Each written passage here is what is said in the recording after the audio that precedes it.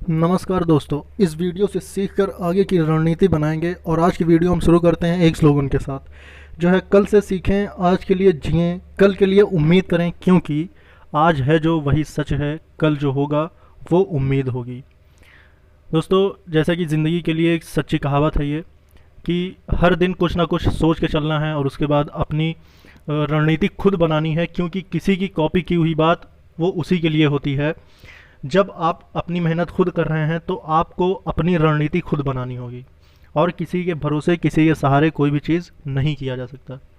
तो सबसे पहले मैं आपको बता दूं कि जिस तरह के माहौल बन चुके हैं अभी इस भारत में और उसके बाद हर एक स्टेट में, कि सारे युवा जिनकी नौकरियां अभी नहीं लगी हैं और जो अपनी तैयारी कर रहे हैं, लेकिन फिर भी उनकी नौकरी लगने के कोई चांसेस नहीं हैं। तो ऐसे में और भी जो अभी हमारी युवा पीढ़ी जो आगे बढ़ रही है, जिनका अभी 10th है, 12th है, ऐसे में उन लोगों के भविष्य के साथ क्या हो रहा है, उस बारे में हम लोग इस तरह से डिस्कस करेंगे कि आपको पता ही होगा, परीक्षाएं रद्द हो रही हैं, पढ़ाई लिखाई का कोई भी ज़्यादा अहम बढ़ावा नहीं दिया जा रहा है। ऐसे में अगर हम सरकार की बात करें, फिर वो किसी भी पार्टी की सरकार हो, चाहे वो बीजेपी हो, अगर इस दौर की बात करते हैं तो आज बीजेपी है। तो कहीं ना कहीं मंशा इस तरफ है कि नौकरियां वैसे भी नहीं मिल रही हैं। ऐसे में जो युवा पीढ़ियों को अभी एक्सटेंड करने को कहा जा रहा है कि मतलब 12th अभी पास आउट नहीं होंगे, यानी कि अभी उनका कैरियर थम गया, मतलब कि अगर वो पास नहीं होंगे तो फिर वो आगे कैरियर के लिए आवाज़ नहीं उठाएंगे और फिर उनका कैरियर ध्वस्त हो जाएगा। तो ऐसे में सबसे बड़ी बात कि सरकार बिल्कुल इस चीज़ के लिए चिंता करना छोड़ चुकी है। जो युवा 2016 से किसी एक भर्ती का इंतज़ार कर रहा है, उसकी भर्ती 2021 में भी क्लियर नहीं हो रही है, इसका क्या मतलब है? कि इसका मतलब साफ साफ है लापरवाही।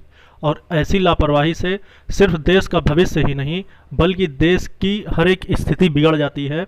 और ऐसी बिगड़ी हुई स्थिति को संभालने के लिए किसी और को जिम्मेदारी, फिर मतलब उस चीज़ में बिल्कुल एक कहते हैं ना, जिनमें अनबैलेंसिंग हो जाना, मतलब एक ऐसी चीज़ की उसकी जो एक सही स्थिति होती है ना, वो बिल्कुल ख़राब हो जाती है। फिर उसमें ना कोई अच्छाइयाँ होती हैं और सिर्फ बची रहती है, तो वो है बुराई। तो फिर ये भारत सरकार से दरख्वास्त है, गुजारिश है कि अपने सही डायरेक्शन को और युवा पीढ़ियों को आगे बढ़ने की ऐसी कोशिश करें, और उसके बाद ज़्यादा से ज़्यादा कामयाबी के लिए राह बनाएं।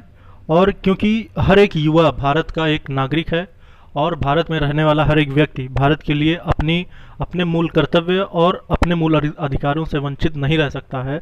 तो इसलिए अपने आप को सुदृढ़ बनाना होगा और एक संकल्पी बनाना होगा, और उसके बाद अपनी कामयाबी के लिए खुद उठाना पड़ेगा। तो और मैं अब आखिरी बात आप लोगों के सामने मैं बोलना चाहूँगा, वो बात ये है कि हर चीज़ के लिए खुद इंसान जिम्मेदार होता है। और उस जिम्मेदारी, जैसे कि अगर आपने कोई भी सरकार बनाई या कुछ भी है, तो उसका भी अधिकार आपको ही था।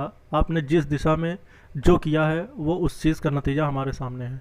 मैं किसी की अच्छाई या बुराई का लेकर नहीं बोल रहा, मैं ये नहीं कह रहा कि ये पार्टी अच्छी है या ये अच्छे हैं, ऐसा वैसा, ऐसा कुछ भी नहीं। लेकिन जिसने अभ्यर्थियों और जिन्होंने युवा पीढ़ियों को सपोर्ट किया है, जिन्होंने आगे आ रहे जो भारत के भविष्य हैं, जिन्होंने उनको सपोर्ट किया है, सिर्फ वही अच्छा है।